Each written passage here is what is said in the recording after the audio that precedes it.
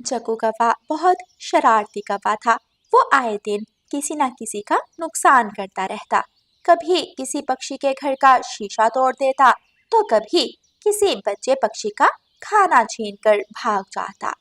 आज भी जग्गू छोटे कीकी का बिस्किट छीनकर भागा था। आज तो मजा आ गया, बहुत मजा आ गया। पहले मैंने छोटे मिट्ठू की जलेबी खाई और अब ये बिस्किट। वाह वाह, बहुत मजेदार बिस्किट है। जग्गू कौवा अकेला बैठा खुद से बातें कर रहा था कि गुड़िया चिड़िया वहां आती है। जग्गू, तुम्हें शर्म तो नहीं आती? तुम दूसरों का लंच चुरा कर खा लेते थे और अब तो तुम इतने नटखट हो गए हो कि हमारा लंच छीन कर खाने लगे हो। खाऊंगा खाऊंगा, तुम्हें क्या तकलीफ है? मैं तो ऐसे ही खाऊंगा। आज तुम घर चलो एक बार, मैं तुम्हारी मम्मा को शिकायत लगाऊंगी कि उनका बेटा कितना बड़ा बदमाश है। जाओ जाओ, शौक से जाओ। स्कूल से छुट्टी हो जाती है। सब बच्चे अपने अपने घरों को चले जाते हैं। कीकी अभी भी बैठा रो रहा था।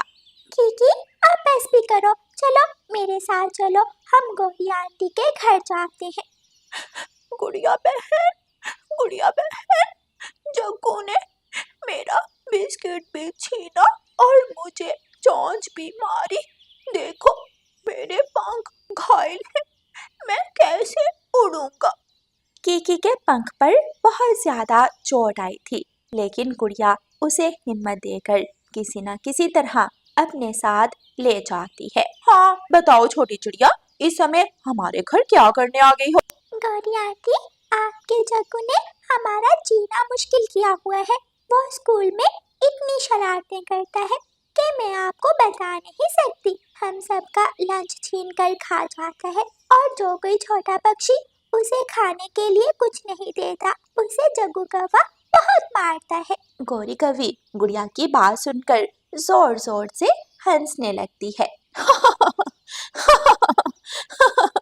अच्छा, तो तुम मेरे बेटे की शिकायत लेकर आई हो? गौरी आंटी, आप हमारी बात को सीरियस नहीं ले रही। देखें, आपके बेटे ने चोंच मारकर कीकी का पंख घायल कर दिया है और आप हैं कि हंसे जा रही हैं। तो और क्या रोऊं? रोऊंगी तो मैं उस बात पर जब मेरा बेटा ऐसी शरारतें करना बंद कर देगा। हमारे पूर्वजों में हम कौवे दूसरे पक्षियों का जीना हराम करते ही आए हैं। अगर हमने एहसास करना शुरू कर दिया तो तुम पक्षियों को सताएगा कौन? गौरी आंटी, ये बहुत गलत बात है। ऐसी बातें करके आप अपने बेटे को बढ़ावा दे रही हैं। देखो गुड़िया, बढ़ावा तो अभी मैंने दिया नहीं, लेकिन अगर तुमने अपनी कैंची जैसी जुबान बंद ना की तो फिर मुझसे बुरा कोई नहीं होगा। अभी भी आपसे बुरा कोई नहीं है गौरी आंटी। चलो कीकी, हम चलते हैं। तेरी तो चिड़िया की बदतमीज बच्ची। रात को गुड़िया चिड़िया अपनी मम्मा को सारी बात बताती है। और मम्मा, गौरी आंटी ने तो उल्टा मुझे ही डांटना शुरू कर दिया और कहा कि दूसरे पक्षियों को तंग करना हमारी परंपरा है। गुड़िया बेटी, वो बदतमीज कौवे हैं। उनका बेटा कुछ गलत करे या कोई गुनाह, वो अपने बेटे को कभी जिम्मेदार नहीं ठहराएंगे। लेकिन आप थोड़ा एहतियात रखें। आप आइंदा ना तो जग्गू कौवे के पास बैठेंगी और ना ही गौरी के घर ऐसे अकेली जाएंगी। लेकिन मम्मा, मैं अपने दोस्त कीकी के लिए उनके घर गई थी। मुझे क्या पता था कि गौरी आंटी उल्टा मुझे ही डांटने लगेंगी। इसीलिए मैं आपसे कह रही हूँ, उन कौवों पर आपकी किसी बात का असर नहीं होगा। आप आइंदा उनके करीब भी नहीं जाएंगी। ठीक है मम्मा। फिर ऐसे ही कुछ दिन गुजर जाते हैं। स्कूल में जग्गू कौवे के पास अब कोई भी बच्चा पक्षी नहीं बैठता था। जग्गू कौवा अगर किसी से कुछ भी खाने के लिए मांगता तो बच्चा पक्षी उसे वो चीज फौरन दे देता। एक दिन स्कूल के मैदान में बच्चे पक्षी मिलकर खेल रहे थे। गुड़िया अपनी सहेलियों के साथ एक तरफ खेल रही थी और कीकी और छोटा मिठू बाकी बच्चों के साथ बॉल के साथ खेल रहे थे। जग्गू कौवा एक तरफ अकेला बैठा हुआ था। स्कूल में सबने मेरा बाइकआउट कर दिया है, कोई मेरे साथ खेलता ही नहीं और अब तो मेरा किसी पर जोर भी नहीं चलता। मैं जो कुछ मांगता हूँ सब फौरन मुझे दे देते हैं। अब मैं क्या करूँ? मैं किसको तंग करूँ और किसके साथ खेलूँ? मेरा खेलने को बहुत मन कर रहा है। जग्गू कौवा उड़ता है और उन सब के पास पहुंचकर जोर जोर से चिल्लाने लगता है। पानी पानी पानी, दोस्तों मुझे पानी दो, मिर्ची खाने से मेरी जुबान जल गई, मुझे पानी दो। लेकिन कोई भी पक्षी उसकी तरफ ध्यान नहीं देता और सब अपनी अपनी खेल में मगन रहते हैं। जग्गू कौवा चिल्लाते चिल्लाते अब रोने लग गया था, लेकिन फिर भी कोई उसकी तरफ ध्यान नहीं देता। थोड़ी देर बाद जग्गू कौवा खुद ही चुप कर जाता है। स्कूल की बेल बजती है और सब छोटे पक्षी अपने अपने घरों को वापस चले जाते हैं। शाम को गुड़िया चिड़िया नदी पर अपनी चोंच धोने आती है कि उसे एक तरफ जग्गू कौवा बैठा नजर आता है। जग्गू कौवा नदी किनारे बैठा रोए जा रहा था। मैंने सबके साथ इतना बुरा किया, सबको इतना सताया कि अब कोई मेरी तरफ ध्यान ही नहीं देता। मेरा कोई दोस्त नहीं है जिससे मैं खेल सकूं। मैं अकेला रह गया हूँ, बिल्कुल अकेला। गुड़िया जग्गू की बात सुनकर उसके पास आती है। जग्गू कौवे, तुम यहाँ क्यों रो रहे हो? क्या हुआ है? सब ठीक तो है? फिर जग्गू कौवा रोते हुए गुड़िया चिड़िया से माफी मांगता है। गुड़िया, मुझे माफ कर दो।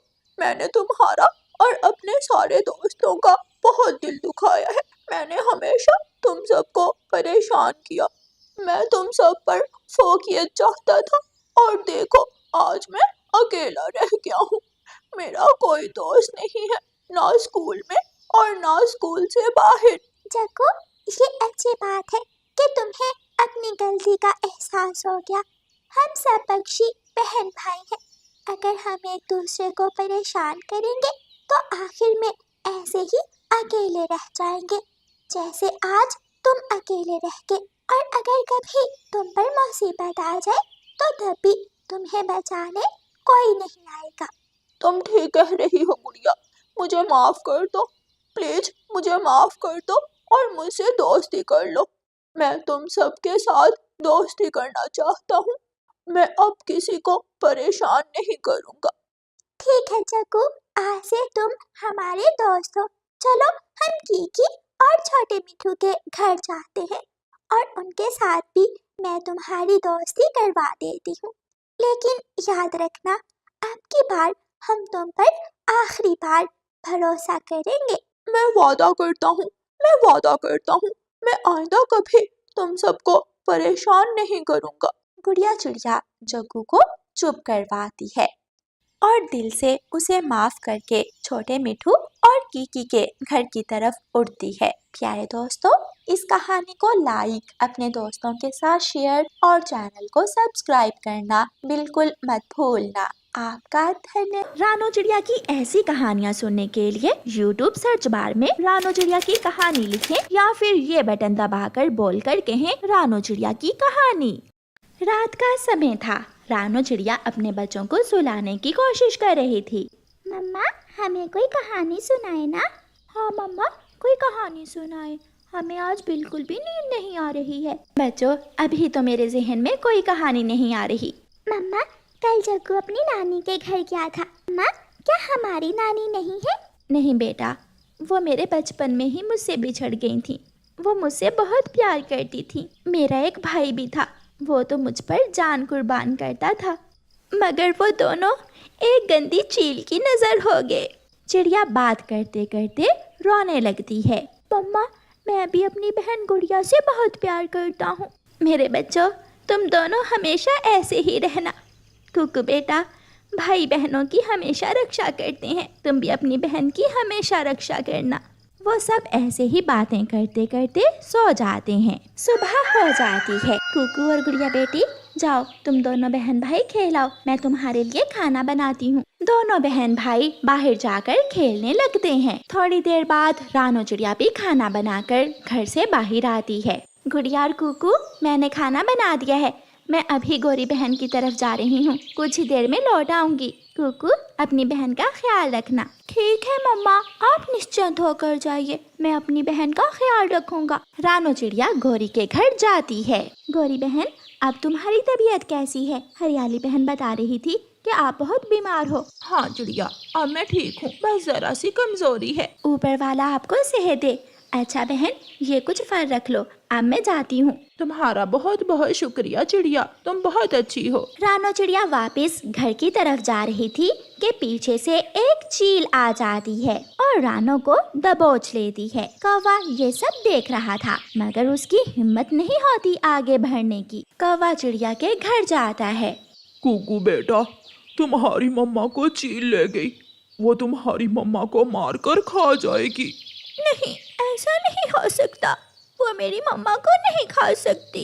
दोनों बहन भाई रोने लगते हैं। गौरी कव्वी भी वहाँ आ जाती है। कालू, इन बच्चों को क्या हुआ? ये क्यों रो रहे हैं? कालू कौवा सारी बात गौरी को बताता है। अरे सत्यानाश हो चील का। बच्चों, तुम दोनों चुप हो जाओ, कुछ नहीं होगा तुम्हारी माँ को। कालू जी, रानो चिड़िया ने हमेशा बुरे वक्त में हमारी मदद की, आज हम भी पीछे नहीं हटेंगे। चलो हम दोनों चलते हैं चील के पीछे और मिठू को भी साथ ले लेंगे।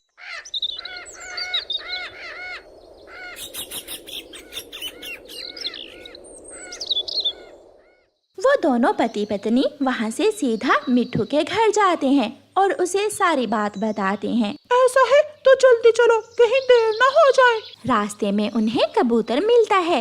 तुम सब इकट्ठे होकर इतनी जल्दी में कहाँ जा रहे हो? वो सारी बात कबूतर को बताते हैं। चलो मैं भी आपके साथ चलता हूँ, रानो चिड़िया बहुत अच्छी है, उसके बहुत एहसानात है मेरे ऊपर। फिर कबूतर भी उनके साथ जाता है। कुकू अपनी बहन गुड़िया को चुप करवा रहा था, मगर गुड़िया तो रोए ही जा रही थी। भाई, भाई, जैसे हमारी नानी को चील ने खा लिया था, ऐसे ही हमारी मम्मा को भी गंदी चील ने खा लिया। नहीं गुड़िया, मेरी बहन, तुम चुप हो जाओ, हमारी मम्मा जल्दी आ जाएंगी। वो देखो रानो चिड़िया, हम सब यहाँ आ तो गए हैं, मगर आप रानो को बचाएंगे कैसे? मेरे पास एक उपाय है, हम सब मिलकर उस भारी चट्टान को यहाँ चील के घर पर गिराएंगे। जैसे ही चील इधर आएगी, हम रानो चिड़िया को छुड़वा लेंगे। गौरी, तुम्हारा प्लान तो एकदम बढ़िया है। तो चलो फिर जल्दी करो, कहीं देर ना हो जाए। फिर वो सब दोस्त मिलकर उस बड़ी चट्टान को चील के घर के ऊपर गिरा देते हैं। चील भागी भागी अपने घर की तरफ आती है और सब पक्षी जल्दी से रानो को आजाद करा लेते हैं और वो सब वहाँ से भाग जाते हैं। दोस्तों, आप सबका बहुत बहुत शुक्रिया। आज अगर आप ना होते तो मेरा तो शोरबा बन चुका होता अब तक। रानो, ऊपर वाला तुम्हें लंबी जिंदगी दे, तुम भी तो हर मुश्किल में हमारा साथ देती हो, आज फिर हम कैसे ना आते। चिड़िया उन सब का शुक्रिया अदा करने के बाद अपने घर चली जाती है। मम्मा, मेरी मम्मा आ गई। मम्मा, मैं तो बहुत डर गई थी। मम्मा, गौरी आंटी बहुत अच्छी हैं। हाँ बेटा, मेरे सारे दोस्त ही बहुत अच्छे हैं। आज की इस दुर्घटना में आपके लिए एक सबक है। वो क्या मम्मा? बच्चों, अगर हम दूसरों के काम आए तो सब हमारी मदद को तैयार होते हैं। हमें सबसे प्यार मोहब्बत और बनाकर रखनी चाहिए। मम्मा, हम भी सबके साथ हमेशा अच्छे से रहेंगे।